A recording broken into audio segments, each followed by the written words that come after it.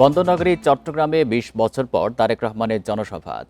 নির্বাচনী প্রচারণার জন্য শনিবার সন্ধ্যা ৭টা ৪০ চট্টগ্রামে পৌঁছান বিএনপি চেয়ারম্যান। আরও জানাতে যোগ দিচ্ছেন সহকর্মী মাহমুদ শরীফ। শরীফ, 11:30টার দিকে তো তারেক রহমান আসবেন। এই মুহূর্তে জনসভাস্থলে মানুষের উপস্থিতি কেমন দেখতে পাচ্ছেন? আর দীর্ঘ ২০ বছর পর তার এই সভা অনুষ্ঠিত হচ্ছে, এই নিয়ে নেতাকর্মীরা কি বলছেন? এখন আজকে নির্বাচনী প্রচারণার চতুর্থ দিনে বিএনপি চেয়ারম্যান তারেক রহমান চট্টগ্রামের এই পলো গ্রাউন্ড ময়দানে বক্তব্য রাখবেন। এখানে তার 11:30টার দিকে আসার কথা রয়েছে, যদিও আমরা এর আগে যে বিষয়টি দেখেছি, তিনি ঢাকার বাইরে কোনো কর্মসূচিতে তরুণ সমাজের সাথে আগে মতবিনিময় করেন। সেই হিসেবে আজকে তিনি যে হোটেলে অবস্থান করছেন, কালকে ঢাকা থেকে আসার পরে হোটেল রেডিসনে অবস্থান করছেন, এখানে আসার পরে তিনি আজকে সেখানে তরুণ সমাজের সাথে একটি মতবিনিময় আছে, সেই মতবিনিময় শেষে এই পলো গ্রাউন্ড ময়দানে আসবেন।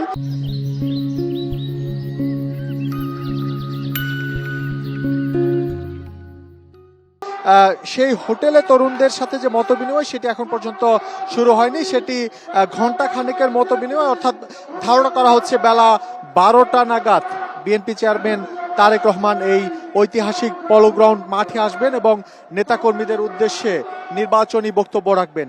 আমরা যে বিষয়টি দেখেছি, বিএনপি চেয়ারম্যান তারেক রহমান তার যে নির্বাচনী বক্তব্য, সেই নির্বাচনী বক্তব্যে দিক নির্দেশনা দিচ্ছেন, মানুষের মতামত নিচ্ছেন, কিভাবে সামনে নির্বাচনে ধানের শীষকে বিজয়ী করে আনা যায়, সেই মতামত সাধারণ মানুষের কাছ থেকে নিচ্ছেন।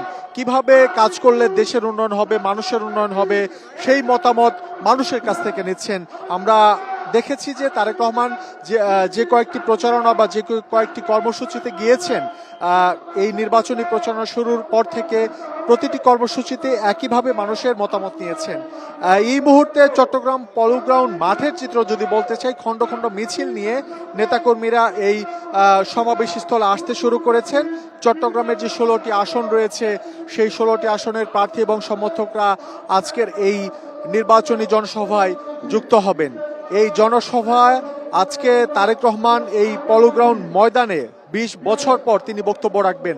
2005 সালে তিনি সবশেষ বক্তব্য রেখেছিলেন এবং সেই এরপরে 2012 সালে প্রয়াত চেয়ারপারসন বেগম খালেদা জিয়া এই মাঠে জনসভায় বক্তব্য রেখেছিলেন।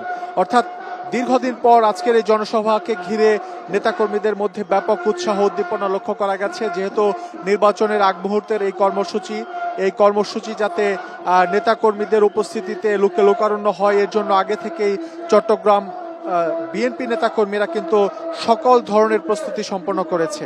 আমরা যে বিষয়টি লক্ষ্য করেছি যে এই সমাবেশকে ঘিরে শুধু যে সংসদীয় 16টি আসন তা নয়, আশপাশের যেসব বিভিন্ন জেলার নেতাকর্মীরা আছেন, তারাও কিন্তু এই চট্টগ্রামের পলো গ্রাউন্ড মাঠের উদ্দেশ্যে আসছেন খণ্ড খণ্ড মিছিল নিয়ে। এই সমাবেশ শেষে তারেক রহমান ফেনীর উদ্দেশ্যে যাত্রা করবেন। ফেনীতে বিকেল 4টায় আরেকটি নির্বাচনী সমাবেশ হওয়ার কথা রয়েছে। সেই সমাবেশে বক্তব্য রাখার পর যাবেন কুমিল্লাতে 2টি কর্মসূচিতে বক্তব্য রাখবেন। 2টি নির্বাচনী জনসভায় বক্তব্য রাখার পর সবশেষ নারায়ণগঞ্জে রাত 11:30টার দিকে সময় দেওয়া আছে। সেই কর্মসূচিতে বক্তব্য শেষ করে তিনি তার গুলশানের যে বাসভবন, সেই বাসভবনে ফিরবেন। আমরা নেতাকর্মীদের সাথে কথা বলে যতটুকু জানতে পেরেছি, তারা অপেক্ষায় আছেন তারেক রহমানের দিক নির্দেশনার। কারণ সিলেটের সমাবেশে তারেক রহমান নেতাকর্মীদের উদ্দেশ্যে ধানের শীষকে বিজয়ী করে আনার জন্য সব ধরনের চেষ্টা চালিয়ে যাওয়ার আহ্বান জানিয়েছেন। ভোটারদের কাছে সবার ঘরে যাওয়ার জন্য, ভোট চাওয়ার জন্য আহ্বান জানিয়েছেন, যাতে ধানের শীষ বিজয়ী হতে পারে। কারণ আমরা যে বিষয়টি লক্ষ্য করেছি, তার বক্তব্যে উঠে এসেছিল বিগত 16-17 বছরে আওয়ামী স্বৈরশাসনের সময় মানুষ তাদের অধিকার বঞ্চিত ছিল, এটি তারেক রহমান দাবি করেছেন এবং তার দাবির প্রেক্ষিতে তিনি বলেছেন বিএনপি একমাত্র পারে দেশের মানুষের ভাগ্য পরিবর্তন করতে, দেশের উন্নয়ন ঘটাতে এবং মানুষকে কর্মমুখী করতে, এবং মানুষের যে সার্বিক উন্নয়ন, মানুষকে নিয়ে যে সার্বিক চিন্তা, সেটি একমাত্র বিএনপি করে। এটি তারেক রহমান তার বিভিন্ন বক্তব্যে এরই মধ্যে বলেছেন। আমরা তারেক রহমানের বক্তব্যের বড় একটি অংশ জুড়ে কিন্তু গত কয়েকদিনে দেখেছি তিনি তরুণদের নিয়ে চিন্তা করছেন, কর্মমুখী শিক্ষার কথা বলছেন, মানুষ যাতে কেউ বেকার না থাকে সে বিষয়টি তুলে ধরছেন, নারী সমাজকে এগিয়ে নিতে কি কি করণীয় সে বিষয় তিনি তার বক্তব্যে তুলে ধরেছেন। এবং যারা নিম্নবিত্ত মানুষ আছেন, তাদের সহযোগিতায় ফ্যামিলি কার্ডের কথা তিনি বলছেন।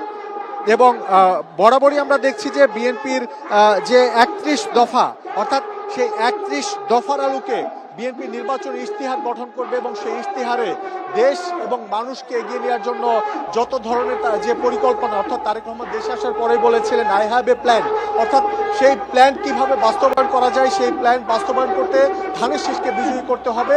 সেই জন্যই তারেক রহমান আজকের এই জনসভায়ও ভোটারদের কাছে ভোট চাবেন, নেতাকর্মীদের সবার কাছে যে ভোট চাওয়ার জন্য ধানের শীষকে বিজয়ী করার জন্য তিনি আহ্বান জানাবেন।